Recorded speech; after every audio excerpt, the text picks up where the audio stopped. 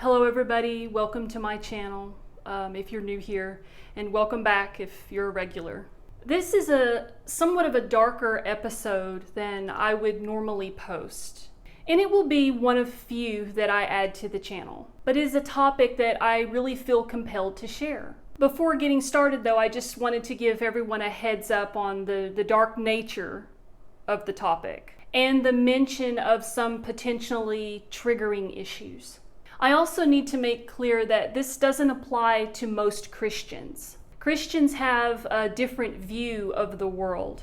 And while although some might say that life is beautiful, they generally don't do so without taking into account Ephesians 6:12, 1 John 1:5-7, Genesis 3:1-19, Romans 5:12-19, Isaiah 59:2, Romans 3:23, Genesis 6:5-6, Romans 8:20-22, and Ephesians 2:1-3.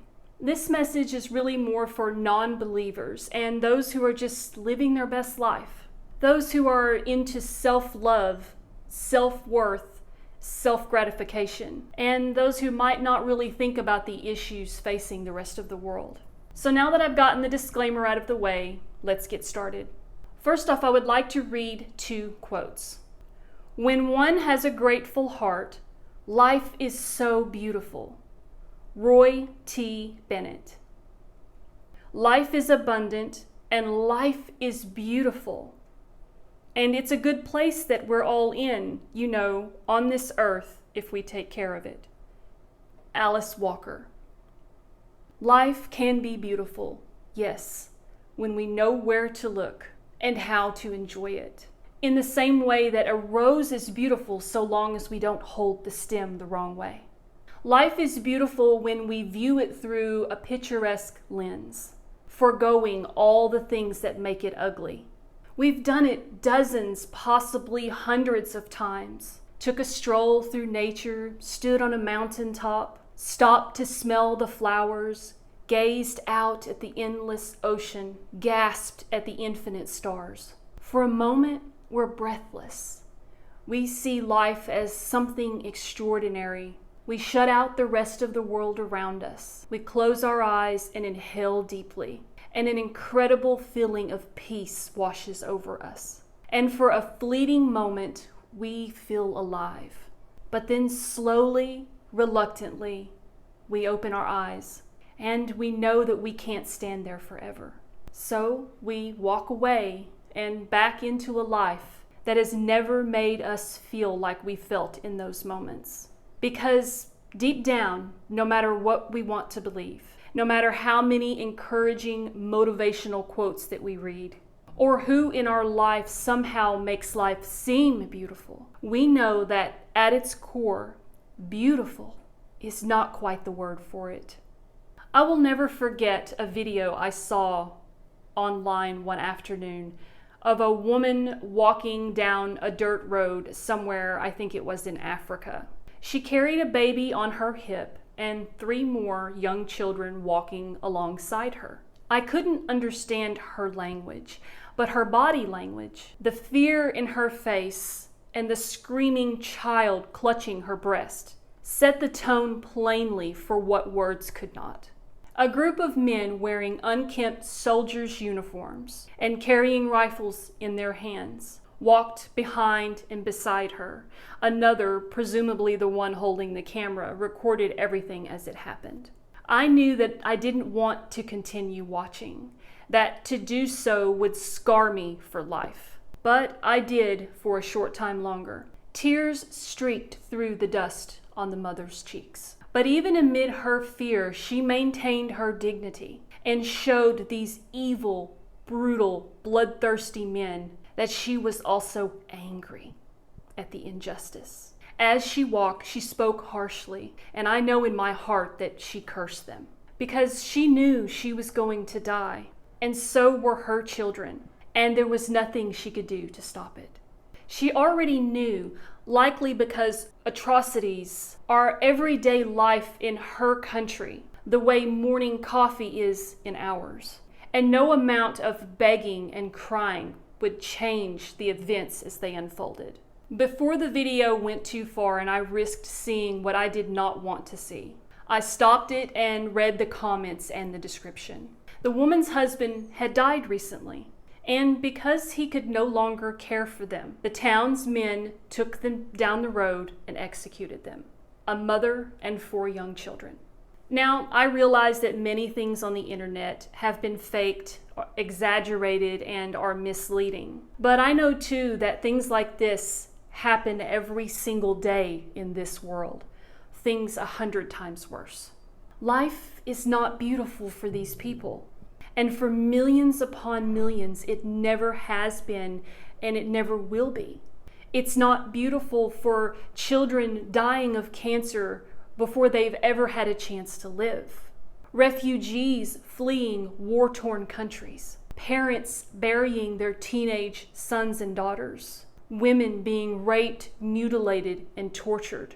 And people starving to death while we sit on mounds of uneaten food. Homeless living and foraging on the streets. Souls trapped in the throes of alcohol addiction and drugs. Children who spend their entire lives abused by the very people who are supposed to love and protect them.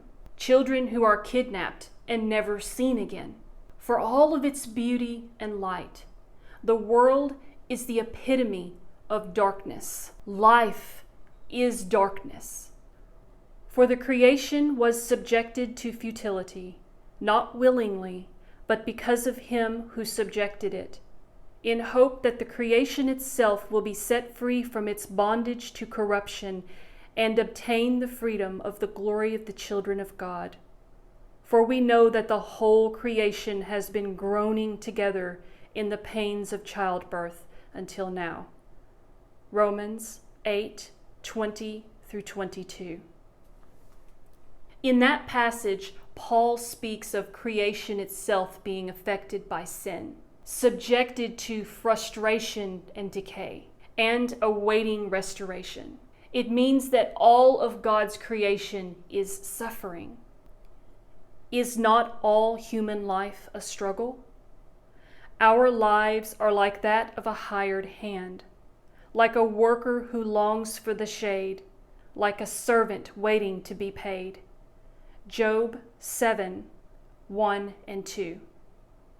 Of course, God's creation is beautiful. The conception and birth of a child is beautiful. A life in Christ is beautiful. And life is beautiful when we recognize and accept how fragile and precious it is surrounded by so much darkness. Maybe it's beautiful for many of us. Perhaps some have a positive mindset and never let anything get them down. And that's wonderful. The world needs more people like them for sure. But are they doing anything to help those whose lives are anything but beautiful? With a heavy heart, do they ever think about people in need who are suffering unimaginably? Or are they just staying out of it for whatever reasons? I used to do that. I used to not ever think about the suffering in the rest of the world. I was just kind of trapped in my own bubble, my own life. And when things were going well, especially, I never really thought much about other people. And I know I can't be the only one who does that or who has done that. Do those people with the positive mindset, at the very least, pray for others in need, for others who are suffering? And I say at the very least because often the first thing that others tend to say when confronted with that question is, how am I supposed to do anything? I don't have any money. I can't help someone on the other side of the world. But it costs us nothing to pray. Those who ignore the darkness only serve to feed and invigorate it. Ignoring the darkness causes complacency. And when people are complacent, they don't make efforts to help others in need or to even think about them. They don't feel any sense of urgency for the world's most pressing issues. Complacent people only add to the problems. The life is beautiful mindset is the gateway drug to complacency. And I know that some of you might be shaking your head and telling me that I'm wrong. You might have your list of reasons, and that's okay. I respect your views. But I have come to realize that no matter how beautiful my life may be, I can't say that life is beautiful being aware of all of the evil and suffering that plagues it. It's like someone saying contentedly from their recliner, life is beautiful while their neighbor's house burns to the ground. They can see the flames from their window, but they sit there and read their digital news. Or they say, life is fair, as a tornado races through a parking lot and takes out every car but theirs. They pull away, meandering around the debris, as they find a good song on the radio and head back home to their unburnt house. Pretending that life is beautiful also gives others unrealistic expectations. It makes them want to be like you and have a gorgeous face and family like you. But behind the scenes, most families and lives and beauty queens are nothing like what they show the rest of the world. The world doesn't see the divorce brewing behind closed doors, the abuse, the cheating, or the miscarriage.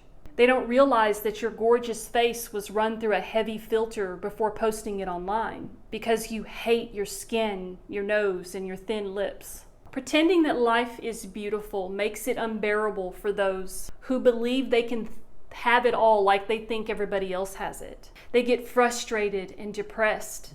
They begin to hate themselves because no matter how hard they try, they can't seem to find the perfect life or body like those they envy have.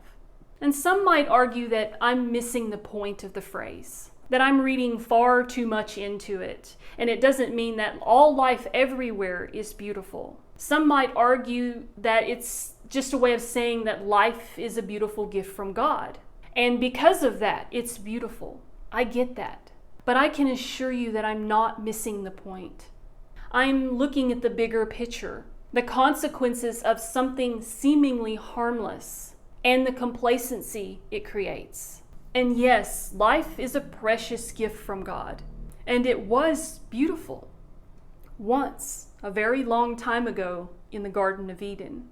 But as we do with everything else that God gives us, the first humans took advantage and abused that gift, turning it into something that it was never meant to be. I know it's a shallow comparison, but it's the swimming pool, the swing set, or the trampoline our parents bought us one year for Christmas that is now just an eyesore in the yard, neglected, rusted, no longer loved like it once was. Life was meant to be beautiful, yes, but we turned it into something ugly. We turned it into suffering, and today it is still ugly, and we are still suffering, and we will until Jesus returns. And we need to stop lying to ourselves and everyone else about the face that life wears. Life is not beautiful for everyone, but for everyone it is subjective. It is survival. Life is the in-between what once was and what will soon be. It's the waiting room. Life is an arena, and we're all here fighting, struggling, hurting, triumphing, and making decisions along the way that will mold who we will ultimately become. And every decision we make or don't make will be used to judge us in the end. Life is a test, and most of us will ultimately fail. You can enter God's kingdom only through the narrow gate. The highway to hell is broad, and its gate is wide, for the many who choose that way. But the gateway to life is very narrow, and the road is difficult, and only a few ever find it. Matthew 7:13 and 14. So am I suggesting that we all walk around with a negative attitude, saying instead, life is terrible? Of course not. We should rejoice in the life that God gave us and be thankful for the time that we have left on this earth to repent and give our lives to Christ. But From now on, instead of saying life is beautiful, we should strive to say, I'm thankful to God for my life, but it wasn't given to me to admire and sit on. I have work to do. Now let me read the 2 quotes again from the beginning of this episode, but this time with the proper emphasis. When one has a grateful heart, life is so beautiful. Roy T. Bennett.